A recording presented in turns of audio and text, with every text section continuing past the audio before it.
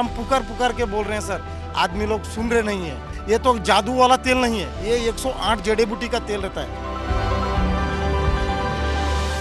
अयोध्या की मिल्कीपुर सीट उत्तर प्रदेश की hot seat में से एक है। यहाँ होने वाले उपचुनाव की तारीखों को लेकर राजनीतिक दलों की नजरें टिकी हुई थी। वहीं अब चुनाव आयोग ने दिल्ली की तारीखों के साथ साथ मिल्कीपुर सीट पर भी चुनाव की तारीखों का ऐलान कर दिया।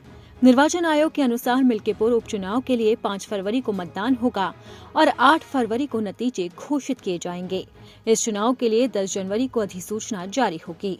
वहीं 17 जनवरी को नामांकन की आखिरी तारीख होगी। 18 जनवरी तक नामांकन पत्रों की जांच होगी और 20 जनवरी तक नामांकन पत्र वापस लिए जा सकते हैं। इस सीट पर जीत के लिए सीएम योगी से लेकर अखिलेश यादव ने अपनी पूरी ताकत झोंक दी है। ये सीट सपा सांसद अवधेश प्रसाद के विधायकी से इस्तीफा देने के बाद खाली हुई थी।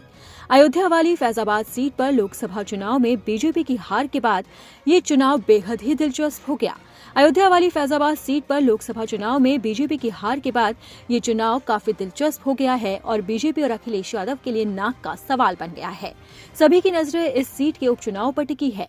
समाजवादी पार्टी की ओर से पहले ही इस सीट पर अपने प्रत्याशी का ऐलान कर दिया गया था, जबकि पहले चुनाव आयोग ने तारीखों का ऐलान भी नहीं किया था। बावजूद इसके अखिलेश यादव ने इस सीट पर अपना प्रत्याशी घोषित कर दिया था। सपा ने यहां से सांसद अवधेश प्रसाद के बेटे अजीत प्रसाद को उम्मीदवार बनाया है। हालांकि बीजेपी की ओर से अभी तक किसी के नाम पर मोहर नहीं लगी है। प्रत्याशी के नाम को लेकर बीजेपी में लगातार मंथन का दौर जारी है। सीएम योगी से लेकर तमाम दिग्गज नेता प्रत्याशी के नाम पर मंथन कर रहे हैं। वहीं बीजेपी ने मिल्कीपुर सीट पर जीत हासिल करने के लिए प्लान भी तैयार कर लिया और पार्टी के दिग्गज नेताओं ने अपनी कमर कस ली है। खबर सामने आ रही है कि सीएम योगी आदित्यनाथ खुद मिल्कीपुर में चुनाव की रणनीति बनाने में जुटे हुए हैं। सीएम योगी ने इस सीट को जीतने के लिए 6 मंत्रियों को अहम जिम्मेदारी सौंप दी। इसी के साथ ही खुद सीएम योगी आदित्यनाथ यहां पर करीब 6 सभाएं कर चुके हैं और जनता को लुभाने की लगातार कोशिश कर रहे हैं। सीएम योगी ने भी इससे पहले कृषि विभाग में संगठनात्मक समीक्षा की थी, जिसमें सीएम ने मंडल, शक्ति केंद्रों और बूथ इकाइयों में ज्यादा से ज्यादा मत प्राप्त करने की प्रतिस्पर्धा का मंत्रियों को मंत्र दिया था।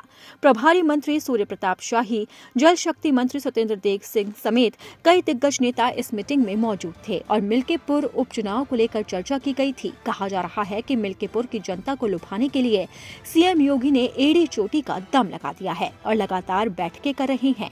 लोगों के साथ बैठक कर ये सुनिश्चित करना चाहते हैं कि उपचुनाव की तैयारी में कहीं कोई भी कमी न रह जाए।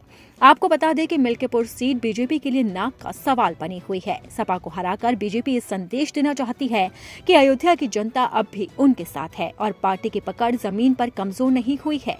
आपको बता दें कि अयोध्या में लोकसभा चुनाव के दौरान बीजेपी को हार का सामना करना पड़ा था और वही ये चुनाव अब बीजेपी के लिए नाक का सवाल बन गया है। अब देखना होगा कि मिल्कीपुर उपचुनाव में किस दल की जीत होती है। क्या अखिलेश यादव यहां पर जीत दर्ज कर पाते हैं या फिर सीएम योगी यहां पर कमल खिलाने में कामयाब हो पाते हैं।